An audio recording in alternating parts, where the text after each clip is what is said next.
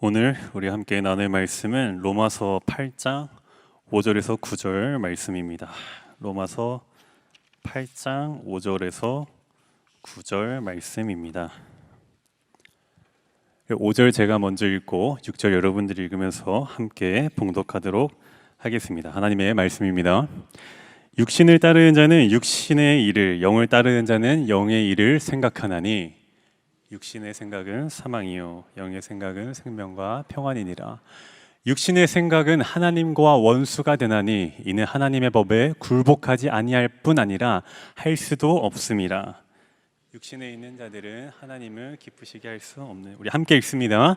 만일 너희 속에 하나님의 영이 거하시면 너희가 육신에 있지 아니하고 영에 있나니 누구든지 그리스도의 영이 없으면 그리스도의 사람이 아니라. 아멘. 오늘 설교를 시작하기 앞서서 먼저 여러분들에게 좀 질문을 던져보고 싶습니다. 여러분들의 삶에서, 여러분들의 인생에서 교회는 어디에 위치하고 있습니까?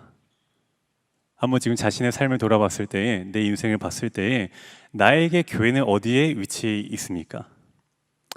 혹시나 마음속으로 서초역이라고 대답하신 분이 있다면은 오늘 좀 귀를 잘 기울이셔야 될 것 같은데, 누군가 여러분들에게 교회란 무엇인가, 당신이 속해 있는 신앙 공동체는 무엇인가, 당신이 믿고 있는 복음이 무엇이냐라고 질문하였을 때 아마 우리 모두는 각자 가지고 있는 어떤 생각이나 증거나 근거나 이유들이 있으리라고 생각합니다. 지난주 우리는 예수님의 부활에 대해, 부활 신앙에 대한 말씀을 들었습니다. 예수님께서 십자가에서 죽으심으로 우리의 모든 죄를 대속하시고, 그런데 예수님께서 거기서 멈추시는 것이 아니라 예수님이 부활하심으로 죽임을 당하고 죄로 인해 우리를 덮쳐오던 사망과 어둠의 권세를 깨뜨리시고 이제 그리스도 안에서 그리스도가 베푸시는 놀라운 구원의 은혜와 기쁨과 감사를 그를 믿을 때에 그를 믿음으로 우리 안에 채워주신다고 우리는 그런 말씀을 들었습니다. 근데 그럼 이제 그런 부활 신앙이 있다면 그 부활 신앙이 가져오는 그 결과를 우리는 그냥 종교적 지식으로 머릿속에만 담아두는 것이 아니라 이것이 어떻게 우리의 실체가 되어서 하나님이 주시는 구원의 기쁨과 참 자유를 누릴 수 있을까요? 이 질문을 답하기 위해서는 우리가 먼저 그 부활하신 예수님께서 하늘로 승천하시기 전에 어떤 말씀을 하셨는지를 살펴봐야 합니다. 우리 요한복음 14장 16절에서 17절 말씀을 함께 읽었으면 좋겠는데요. 함께 읽도록 하겠습니다. 내가 아버지께 구하겠으니 그가 또 다른 보혜사를 너희에게 주사 영원토록 너희와 함께 있게 하리니. 17절이요. 그는 진리의 영이라. 세상은 능히 그를 받지 못하나니 이는 그를 보지도 못하고 알지도 못함이라. 그러나 너희는 그를 아나니 그는 너희와 함께 거하시며 또 너희 속에 계시겠습니다. 20절도 읽겠습니다. 보혜사 곧 아버지께서 내 이름으로 보내실 성령 그가 너희에게 모든 것을 가르치고 내가 너희에게 말한 모든 것을 생각나게 하리라. 예수님께서 부활하시고 승천하시기 전에 제자들에게 말씀하시면서 하나님 아버지께 내가 간구하여 이것을 보내시겠다고 우리가 방금 읽었는데 무엇을 보내신다고 얘기하셨죠? 보혜사 진리의 영이신 바로 성령님을 보내신다고 하십니다. 근데 우리가 이런 생각이 들지도 모르겠어요. 아니 지난주에 말씀을 생각해 보면은 죄로 인해 생긴 모든 문제들이 예수님께서 그 모든 죄를 짊어지시고 한목제물이 되셔서 십자가에 달리셨고 죽으셨고 그분이 모든 죄의 문제를 해결하셨으면 다 끝난 것이 아닌가? 뭘 또 덜 해야 될 일이 있을까? 뭐가 더 있을까? 라는 생각이 혹시나 들지도 모르겠습니다. 근데 우리가 뉴라이프 교제 동안 지난 설교들을 되짚어 보면서 우리가 기억해야 될 것이 하나님께서 세상을 만드시고 인간을 창조하셨죠. 그리고 인간이 죄를 범함에 의해서 타락하면서 이 세상은 죄로 오염되고 저주를 받았습니다. 인간이 범한 죄였지만 인간 스스로가 그 죄를 돌이킬 수 있거나 그 죄를 해결할 수 있는 방법은 단 한 가지도 없었습니다. 하나님께서 이 세상을 창조하시고 인간을 창조하실 때 그 하나님의 형상대로 창조하셨는데, 그 깨어진, 죄로 인해서 깨진 그 하나님의 형상을 회복하실 수 있는 분은 어떤 사람도 아니고 오직 그 형상을 처음 만드신 창조자 하나님 한 분이시기 때문입니다. 그래서 타락한 인간이 하나님께 올라갈 수 없기 때문에 그 하나님께서 친히 내려오신 것인데, 그것이 바로 하나님께서 예수 그리스도를 우리에게 보내주신 것입니다. 우리가 아까 읽은 요한복음의 본문에서 하나님 아버지께서 예수 그리스도의 그 간구하심을 따라서 성령을 보내실 것이다 라고 이렇게 우리가 말씀을 읽었는데요. 그럼 그 성령이 하시는 일이 무엇이냐 라는 것을 우리가 많은 구절에서 살펴볼 수 있겠지만, 우리가 로마서 8장 2절 말씀을 보기를 원하는데요. 로마서 8장 2절에 이렇게 나와 있습니다. 이는 그리스도 예수 안에 있는 생명의 성령의 법이 죄와 사망의 법에서 너를 해방하였습니다.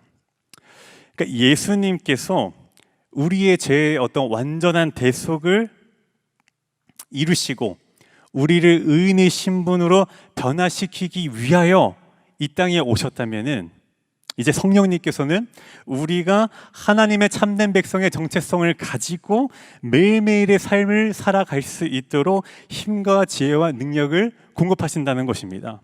아까 8장 2절의 말씀을 기억했을 때에 이제 생명의 법이, 성령의 법이 죄와 사망의 법에서 너를 해방하였습니다. 성령이 죄와 사망의 법에서 너를 자유케 하였다라고 얘기하고 있죠. 그런데 문제가 있습니다. 예수님께서 부활하심으로, 죽음을 죽이심으로 우리에게 매여있던 사망과 어둠의 권세의 사슬은 끊겼는데, 우리는 이제 예수님을 믿음으로써 영원한 생명과 기쁨을 누릴 수 있는 신분이 되었고, 깨졌던 하나님의 권속으로서의 정체성이 다시 회복되었는데, 여기서 이제 문제는 나라는 사람은, 나의 이 육신은, 나의 이 자신은 당장에 변한 이 신분에 맞게 살 수 있도록 변화되지 않았다는 것이죠. 이거를 좀 더 제가 쉽게 이해할 수 있도록 좀 여러 예시들을 고민을 하다가 이렇게 좀 예를 들 수 있을 것 같아요. 우리 지금 현재 평균 연령이 그냥 30살이라고 쳤을 때, 여러분들이 한국에서 태어나고 30년을 한국에서 자랐습니다. 여기서 살았습니다. 그런데 이제 어떠한 계기로 인해서 미국으로 이민을 가게 되었어요. 그래서 어떤 절차들을 통해 가지고 이제 여러분들이 내일 미국 시민권을 받습니다. 그럼 내일이 왔을 때 여러분들의 신분은 한국인이 아니라 미국 시민권자로서의 미국인이 되는 것이겠죠. 그 절차들을 거쳤기 때문에 단번에, 하루 차이지만 단번에 여러분들의 신분이 변화되었죠. 근데 여러분들이 30년을 이곳에서 먹고 자라며 살았는데, 당장 내일 미국에 가서 여러분들이 미국 시민권을 받았다고 해서 여러분들이 진정한 미국인처럼 삶을 살 수 있겠습니까? 바로 내일 비행기 타고 미국을 가서 내가 미국 시민권을 받았다고 해서 바로 막 영어가 나옵니까? 아니죠. 우리가 바로 그런 문화에 익숙해질 수 없죠. 그거와 동일하게 예수님을 통해서, 예수님의 그 완전한 십자가에서 이루신 대속을 통해서 우리는 의인의 신분으로 변화되었지만은, 우리가 의인으로서 살아가기에 있어서는 우리가 그 의인의 삶에 맞는 모습을 갖춰야 하는데, 그것이 그냥 하루 만에 띠링하면서 어떤 생겨버리는 것이 아니라 우리의 노력과 훈련과 애씀이 필요하다는 것입니다. 근데 우리가 여기서 꼭 기억해야 될 것은, 우리가 의인의 신분이라는 것이 절대 우리의 결실로 얻은 것이 아니라, 우리의 어떤 행위를 통해서 얻은 것이 아니라 전적인 하나님의 은혜로 우리에게 부여된 것이기 때문에, 하나님의 전적인 은혜로 부여된 것이기 때문에 우리 스스로가 의인 행세를 하려고 하더라도 우리는 결코 그 의인 신분에 맞는 삶을 스스로 이뤄갈 수가 없습니다. 우리 스스로가 그 의인에 맞는 삶을 살려고 하는 지혜가 없습니다. 그런데 그런 우리를 의인의 신분에 맞게끔, 변화된 그 신분에 맞게끔, 회복된 하나님의 백성으로서의 그 정체성을 가지고 매일매일 살아갈 수 있도록 도우시려고 오신 분이 바로 성령님인 것입니다. 성령님께서 예수 그리스도를 통해 우리에게 주신 하나님 나라와 하나님 나라의 질서를 가지고 우리 삶 속에서 올바른 하나님의 백성으로 살아갈 수 있도록 힘과 능력과 지혜와 지식을, 도움을 공급해 주시고 친히 우리가 나아갈 길을 인도해 주시는 분이란 겁니다. 근데 우리의 신분이 바뀌었다고 해서 우리가 그럴 만한 자격이 있다고 결코 착각해서는 안 됩니다. 예수님께서 다 하셨습니다. 우리가 받아야 할 고난과 우리가 당해야 할 수치야 모든 수모를 예수님께서 다 받으셨습니다. 그분이 이루셨고 그분을 통해서 우리는 받았기 때문에 결코 우리가 그것을 받을 만한 자격이 있다고 먼저 얘기할 수 없습니다. 우리는 이것을 선물로 받은 것이기 때문에 결코 우리는 그래 나 이제 믿음이 있어, 그래도 내가 좋아하는 거, 내가 원하는 대로, 내가 재미있는 대로, 내가 즐거워하는 대로 우리의 삶의 방식을 유지할 수 없습니다. 그렇게 살아가는 사람들을 오늘 우리가 읽은 본문의 말씀에서 바울은 육신을 따르는 자라고 얘기하고 있습니다. 로마서를 쓴 바울은 강력히 선포하고 있는데요, 우리 7절 말씀을 다시 한 번 더 살펴보기 원하는데요, 7절 말씀을 보면 이렇게 나와 있죠. 육신의 생각은 하나님과 원수가 되나니 이는 하나님의 법에 굴복하지 아니할 뿐 아니라 할 수도 없음이라. 하나님의 법에 굴복하지 않는다는 것은 전적인 부패를 이야기하는 것이고, 굴복할 수도 없다라는 것은 전적인 무능을 이야기하는 것인데, 이거를 우리가 좀 한번 머릿속에 한번 그림을 그리면서 생각을 해보면 좋겠어요.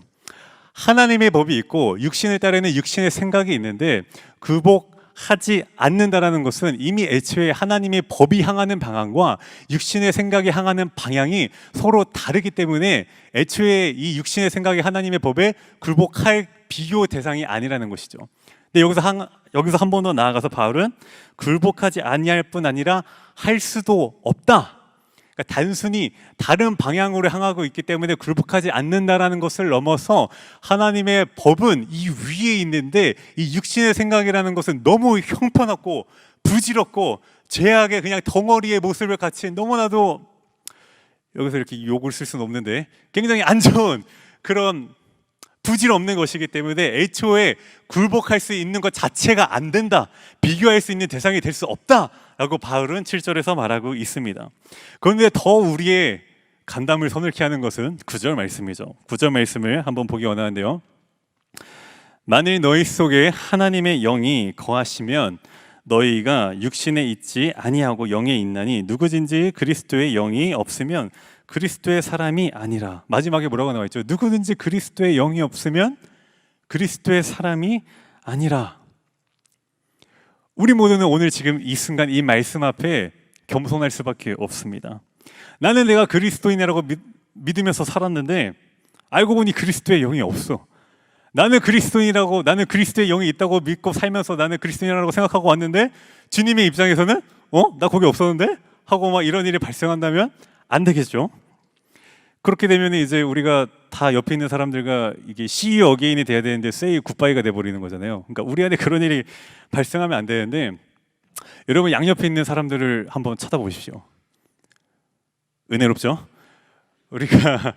우리가 내 옆에 있는 이 형제 자매들, 우리 동역자들을 보면서 뭔가 서로를 막 손가락질하면서 네 안에 내가 너 그럴 줄 알았다, 네 안에 그리스도행이 없다, 내가 진작에 알고 있었다, 너는 올 수도 없는 그리스도다, 우리가 막 이렇게 서로를 판단하고 그렇게 얘기할 수는 없지만 적어도 우리 자신을 하나님 앞에 진실되이 비춰봤을 때 나는 지금 육신을 따르며 사는 사람인지 아니면 나는 영을 따르는 자의 삶을 살고 있는지 우리는 정직하게 돌아봐야 할 겁니다.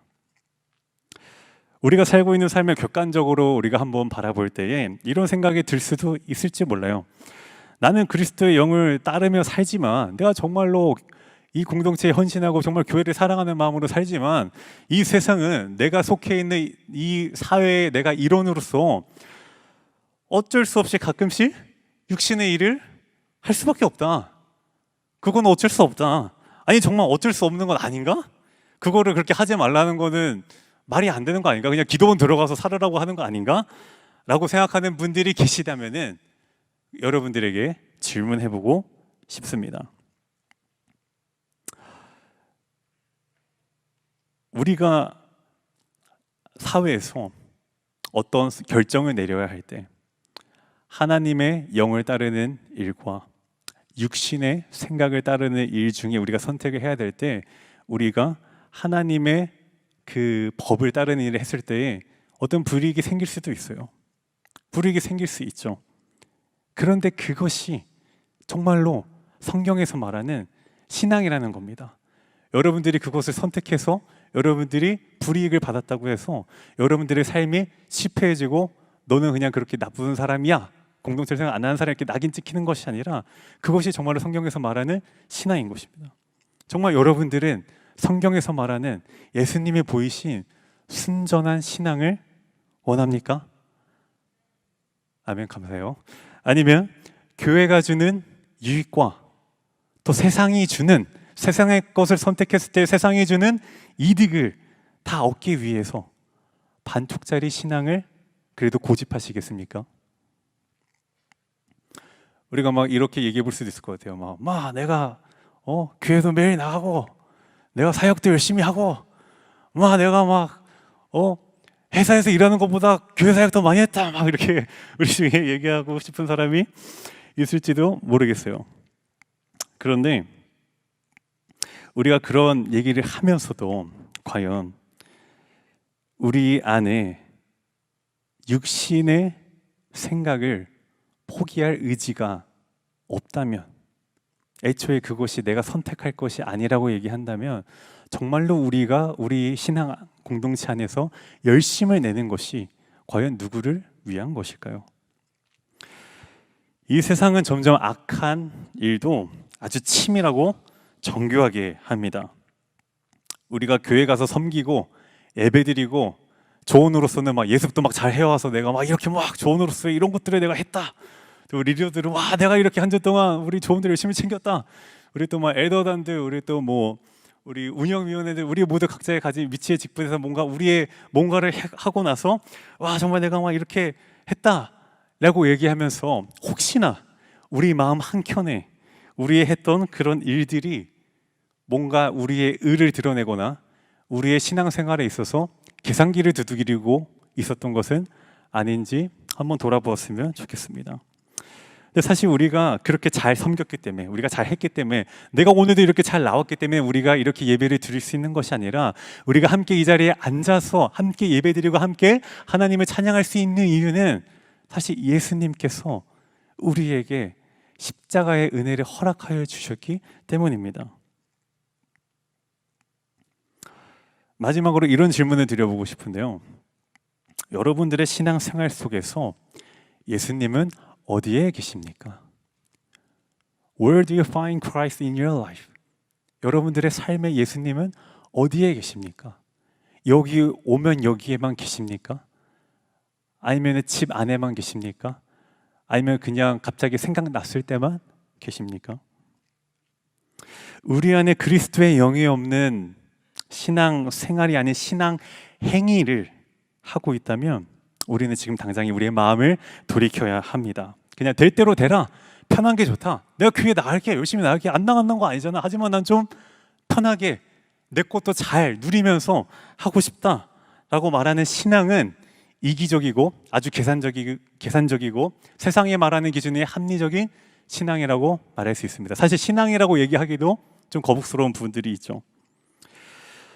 그리스도께서 우리를 위해 하나님께 죽기까지 순종하시고 우리를 위해 고난과 수모를 감내하시고 완전한 대속을 이루셨다는 것을 진심으로 믿는다면은 우리 모두는, 한 명도 예외 없이 우리 모두는 그에 따른 순전한 신앙을 반드시 사모해야 합니다. 우리 안에 순전한 신앙을 반드시 회복해야 합니다. 믿음은 계산기 두들겨서 우리가 받는 것이 아닙니다. 믿음은 하나님이 은혜로 주시는 것입니다. 믿음은 하나님이 우리에게 전적인 은혜로 선물로 주시는 겁니다. 신앙이란 것 자체가 하나님의 자녀로서 누릴 수 있는 모든 기쁨을 누릴 수 있는 것인데 왜 우리는 오늘 그것을 누리지 못하며 살까요? 오늘 우리가 읽었던 로마서 8장 본문에서는 순전한 신앙을 누릴 수 있는 그 유일한 방법을 반복해서 얘기했습니다. 우리가 읽었던 그 5절 말씀에서는 육신을 따르는 자는 육신의 일을, 영을 따르는 자는 영의 일을 생각한다. 영을 따르는 자는 영의 일을 생각한다. 육신의 마음이 뭔가 유혹이 있을지라도 영을 따르는 사람들은 영의 일을 생각한다. 그리고 6절에 육신의 생각은 사망이요 영의 생각은 생명과 평안이다. 7절에 육신의 생각은 하나님과 원수가 되고 8절에 육신에 있는 자들은 하나님을 기쁘시게 할 수 없다. 9절에 그리스도의 영이 없으면 그리스도의 사람이 아니다. 분명하게 얘기하고 있습니다. 이 유일한 방법, 순전한 신앙을 사모하며 살아갈 수 있는 유일한 방법, 오직 성령의 능력으로, 우리의 힘과 능력이 아니라 성령의 능력으로 살아가는 것임을 여러분들 믿으시기를 바랍니다. 그렇다면 우리가 할 수 있는 이 순전한 신앙을 사모하며 나아가는 첫 발걸음은 무엇일까요? 바로 성령의 충만한 임재를 구하는 겁니다. 내가 더 뭔가를 애써 보려고 하는 것이 아니라 잠잠히 성령의 충만한 임재를 구하는 겁니다. 근데 이 성령의 임재라는 것은 뭐 좀 우스갯소리긴 하지만 이렇게 막 뭐 장풍 맞고 막 하늘에서 막 불이 떨어지고 이런 것이 성령의 임재가 아니라, 성령의 임재란 것은 하나님이 우리에게 자신을 계시하신 그 하나님의 말씀을 통해, 이 말씀을 통해 우리에게 임재하십니다. 말씀으로 하나님 자신의 음성을 우리에게 들려주시고, 우리는 그 들려주신 음성 가운데 반응하며 기도로 우리의 마음을 올려드리면서 하나님과의 끊임없는 교제의 장으로 나아갈 수 있는 겁니다. 그런데 이미 이렇게 살고 있는데 그래도 너무 힘들더라, 내가 해봤는데 안 되더라, 아니 내가 진짜 막 맘먹고 몇 개월 그렇게 해봤는데 그렇게 살 수 없더라 현실은, 이런 마음을 누리신 분들이 혹여나 있을지도 모르겠어요. 이 말씀이 여러분들이 위로할 수 있기를 바라는데, 로마서 8장 14절에서 16절 말씀을 보면 이렇게 나와 있습니다. 제가 읽겠습니다. 무릇 하나님의 영으로 인도함을 받는 사람은 곧 하나님의 아들이라. 너희는 다시 무서워하는 종의 영을 받지 아니하고 양자의 영을 받았으므로 우리가 아빠 아버지라 부르짖느니라. 성령이 친히 우리의 영과 더불어 우리가 하나님의 자녀인 것을 증언하시나니. 성령이 우리 가운데 임재하시고 우리와 함께 하실 때에 우리가 어떤 시험과 좌절과 낭만 가운데 있더라도 성령께서 계속 얘기하십니다. 성령께서 계속 우리에게 증언하십니다. 너는 하나님의 자녀야. 너는 그리스도의 영을 받았기 때문에 너는 하나님을 아버지라 부를 수 있어. 너는 하나님의 영으로 인도함을 받는 하나님의 자녀야. 계속해서 성령께서는 우리와 하나님과의 그 아버지와 자녀된 관계에 대해서 증언하시면서 우리에게 나아갈 힘과, 오늘 우리 대배 말씀 때도 들었는데 믿음 보고할 수 있는 용기를 주시는 겁니다. 우리가 실패할 때에도 그리스도의 영이 우리 안에 있다면 성령이 우리가 하나님이 자녀인 것을 증언하심으로 우리는 계속해서 이 믿음 보고하는 삶을, 순전한 신앙의 삶을 살아갈 수 있는 것입니다. 오늘 우리가 부를 찬양 가운데에 이런 가사가 있습니다. 주 말씀에 향하여 달려가리라. 나의 힘도 아닌 능도 아닌 오직 성령으로 주 얼굴 향하여 달려가리라. 오 주의 영광 안에, 오 주의 임재 안에 살게 하소서. 오늘 이 찬양의 고백이 정말 우리의 영혼의 고백이 되었으면 좋겠습니다. 우리 중에 어느 누구도 오늘 이 시간부터 우리의 신앙생활을 하면서 하나님 앞에 계산기 두드리면서 사는 것이 아니라 정말로 자신의 의를 드러내는 신앙이 아닌 예수님께서 보여주신 순전한, 순수하고 완전한 신앙을 사모하고 그런 신앙을 살아내는 우리 사랑의 교회 청년부 한 사람 한 사람 되기를 간절히 소망합니다.